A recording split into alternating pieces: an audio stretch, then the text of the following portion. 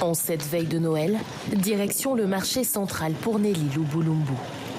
Cette mère de 6 enfants emporte avec elle son panier, son masque et ses petites économies. J'ai choisi le marché central parce qu'au niveau du marché central, il y a quand même beaucoup de produits qui sont diversifiés. Par rapport au budget, j'ai prévu quelque chose comme 200 000 francs congolais, et ce qui est un équivalent de 100 $.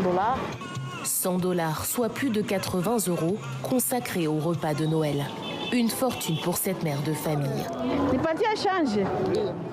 Au marché central, le marché de Virunga, elle est en quête de poissons, le produit phare des tables de fin d'année dont elle et son mari raffolent.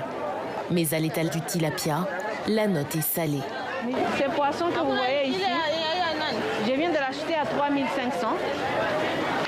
3 500 alors que d'habitude il coûte 2 500 francs. Dans ce marché, le coût du poisson salé est aussi à la hausse. Prix affiché 13 000 francs congolais, l'équivalent d'un peu plus de 5 €. Nelly tente de négocier.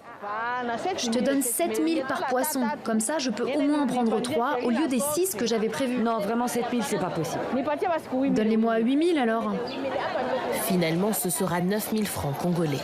Le poisson consommé en RDC est importé d'Ouganda, de Tanzanie ou encore du Rwanda.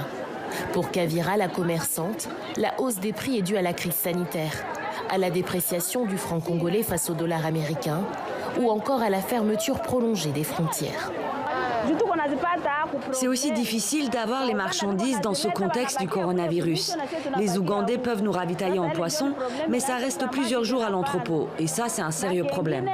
Car certains poissons arrivent même à pourrir. C'est une perte énorme. Alors nous, quand on accède à peu de produits, on n'a pas le choix. On doit hausser le prix. Pour Nelly, les courses de Noël s'arrêtent ici pour aujourd'hui. Déjà l'année passée, on achetait un bol de farine de manioc à 1 500. Le bol coûte maintenant plutôt 2 000 francs.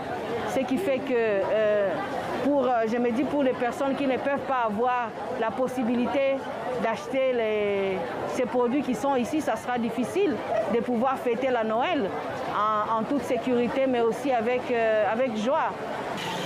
En plus d'être affecté par le coronavirus, le cours des denrées fait toujours un bond à l'approche des fêtes. Puisque c'est les poissons là qu'il faut faire aujourd'hui.